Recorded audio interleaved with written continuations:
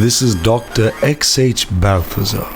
I am broadcasting once again to present to you my findings from the world of the uncanny.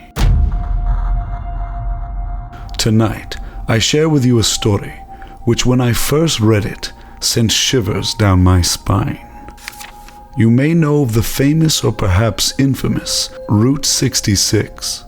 There are stories of a certain nature from beginning to end on that highway. I myself have yet to travel it, but perhaps soon I will make the trip. For now, we have Joseph's story. It was a warm, clear night, and I was cruising. Not a car in front of me or a car behind. I didn't feel alone. I felt free. I had the top down and the wind in my hair. I passed a row of motels, all brightly lit up, and then it got dark and quiet again. I turned up the radio. Funny enough, Bobby Troop's Route 66 was playing. Get your kicks. I sang right along. I was fixing to stop at the Hotel Monte Vista in Flagstaff, Arizona, but I was still quite a ways away. So up went the radio and down went my foot on the pedal. And then suddenly, it started to get cold and foggy. Really foggy. I slowed a bit. The fog kept getting denser and denser, till I could barely see. Hell, I could barely breathe, the air was so thick. It was odd. And then, out of nowhere, there he was. On the side of the road, looked like something out of the Prohibition era. Coat, hat, and the car. Bootlegger if I'd ever seen one. But it's 1956. I blinked. Maybe I was tired and my eyes were playing tricks on me. Then he stepped into the road and I swerved. It all happened in a split second. I got back into the lane, and not even a minute later, foggy as it was, I could see another motel, lights shining. I pulled in. I wouldn't be making it to Flagstaff. I parked the car and my hands were shaking. I could barely put the top down and lock the damn door. I got a room and went to bed. I didn't even bother to change, I was so tired. I slept deeply until a sudden knock at my door woke me up. I jolted awake and called out, "Who's there?" But there was no answer. Wrong room, I supposed. I drifted back to sleep and then another knock. Shit. I got up and opened the door, but no one was there. I called out, "That's good enough. Knock on someone else's door." But I didn't hear one peep. Usually with kids you hear them giggling or something. I closed the door and turned back to my bed, and there he was, sitting in the corner chair, smoking a cigarette and looking what felt like right through me. "How did you get in here?" I asked. He didn't flinch. Just inhaled on that cigarette and kept staring. The smoke seemed to make strange circles around me and I felt dizzy. I thought, I'm hallucinating. This isn't real. But he got up, went to the closet and pulled out a case. It was covered up, but he opened it and showed me the contents. Whiskey, and plenty of it. Then 2 shotguns. Now, I've read about black holes and time travel and all that stuff. But I'm thinking, was the motel clerk dressed like me? She was tough and wore a real pretty dress. He tossed me a shotgun and nodded to the door. He swung his weapon over his shoulder, picked up the case and held the door open for me. I didn't move. He lifted an eyebrow and nodded. I didn't know what the hell to do, so I obeyed. I walked out the door. "Keys," he said in a low, gruff voice, almost so low I didn't hear him.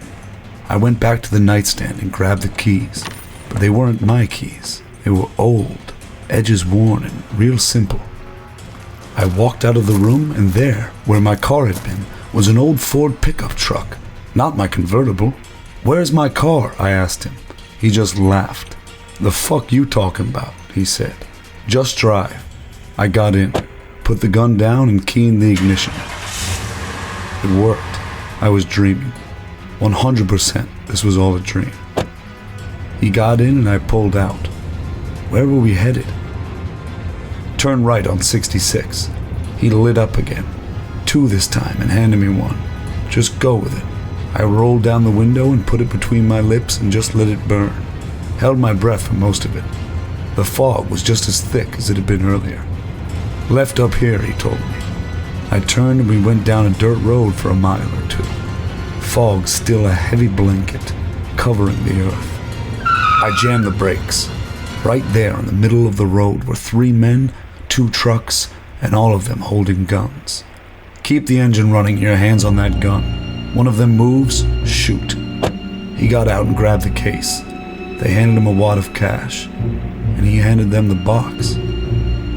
One of the men took out a bottle and tasted it. All I could hear was water. He ran back and jumped out as fast as lightning. I peeled out. The 3 guys started shooting as we made our way back down the road.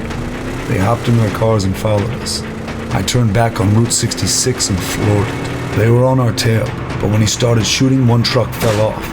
And then, as if a miracle was happening, the fog started to lift. I had the accelerator pressed hard to the floor, and the fog got lighter and lighter. They didn't stop shooting. Before I knew it, a tire popped and we were off the side of the road and headed all too fast down into a ditch. Lights out. I woke up later. Could have been a couple hours or a couple days. I don't know. My head hurt something awful, and I had hit something, but not in a pickup truck. I was in my own convertible. Dented up as she was, the engine turned over just fine. What scared me was that I was driving and didn't know it, but then again, I did. I'd hit an old telephone pole. I was glad it was just a dream, but then I looked down at the passenger seat, and there were shell casings. I still don't know what the hell happened that night, but I still have those shell casings. One is enclosed with this letter. If you ever want to come out and investigate, let me know and I'll show you the way.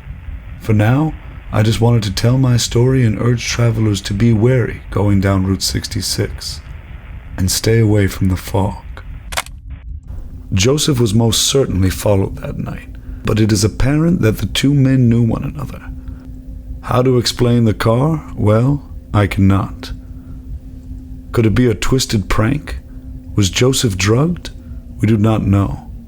Perhaps in the coming months I will find the time and shall meet Joseph in person for a more hands-on investigation. That is all for now. As always, thank you for tuning in, listeners. And until next time, goodbye and good night.